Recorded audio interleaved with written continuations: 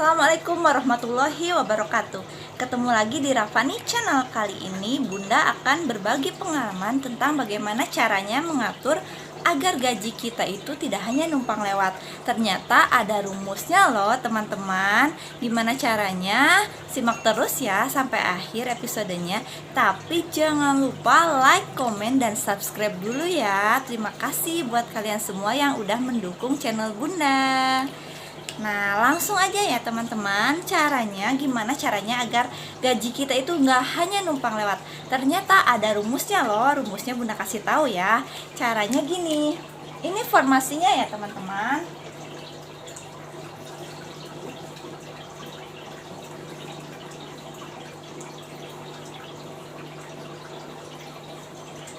Ini adalah angka kuncinya. 40, 30, 20, 10. Lalu ada apa dengan angka-angka ini? Bunda akan terangkan satu persatu ya. Yang pertama ini 40% dari gaji kita atau dari penghasilan kita ini untuk biaya makan, pulsa, untuk biaya listrik, untuk jalan-jalan, semuanya 40% itu ya sudah mencakup dari gaji kita ini. Harus 40%-nya untuk itu ya, agar kita tidak mengambil anggaran-anggaran yang lainnya. Nah, setelah itu yang keduanya ini yang 30%.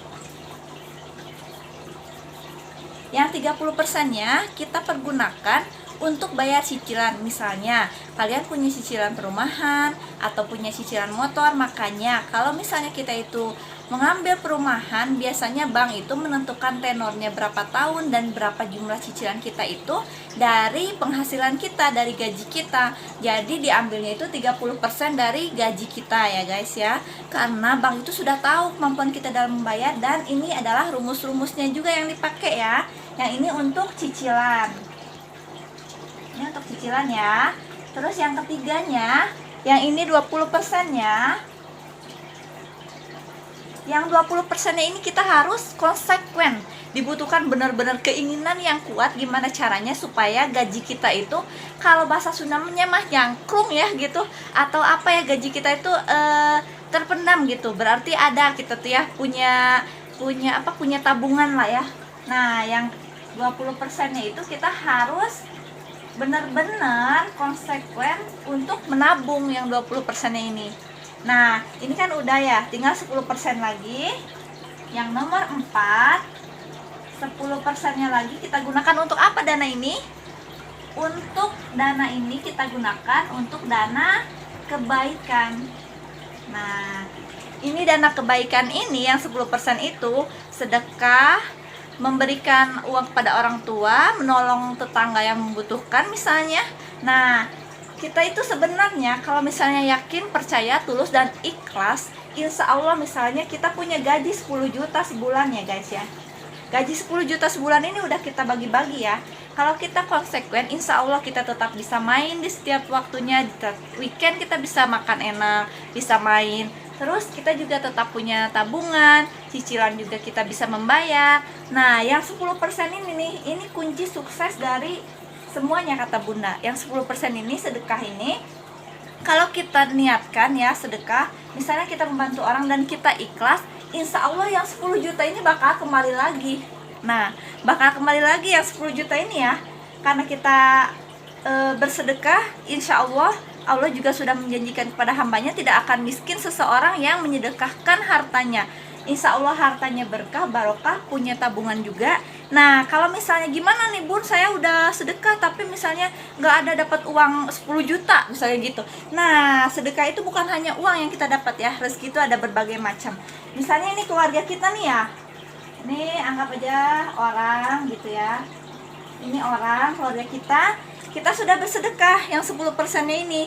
Nah, karena sudah bersedekah, mungkin kita dapat uang 10 juta. Wah, ada rezeki nomplok nih, 10 juta. Uang kita kembali kan? Misalnya, kita tidak usaha. Bunda Rapani hanya seorang ibu rumah tangga biasa yang bekerja, cuma ayah Rapani sendiri, dan itu pun pegawai biasa ya guys. Nah, karena kita bersedekah dapat uang 10 juta. 10 juta itu dari mana ya? Allah itu maha kaya. Kita harus yakin Allah itu maha kaya dan Allah itu maha pemberi rezeki ya. Jangan lupa berdoa kepada dia. Nah, kalau misalnya udah dapat 10 juta, kita harus menggunakan skema ini lagi. Jangan boros ya guys ya. Boleh kita misalnya, ini kan udah ada yang 40% buat kalian makan, jalan-jalan, ini dan itu ya. Nah, gimana kalau misalnya kalian tidak mendapatkan uang 10 juta sebagai imbalan dari sedekahnya? Gini, ini yang keluarga kalian. Kalau misalnya kita itu tidak mendapatkan uang 10 juta, bisa jadi kita mempunyai keluarga yang penuh cinta. Bisa juga kita mendapatkan, karena sedekah itu mendapatkan kedamaian hati. Hati kita menjadi damai, hidup kita menjadi tentram. Nah, kalau ini yang 20% untuk tabungan dan yang 10% untuk sedekah itu harus konsisten ya teman-teman ya. Nah, mudah-mudahan kalau udah cara ini dilakukan, kita bisa hidup layaknya sultan. Siapapun Anda, dimanapun, yakin Allah itu maha kaya. Semua orang punya rezeki meskipun tidak mempunyai gaji. Nah, sekian dulu ya guys ya. Jangan lupa like, komen, dan subscribe. Assalamualaikum warahmatullahi wabarakatuh. Dadah.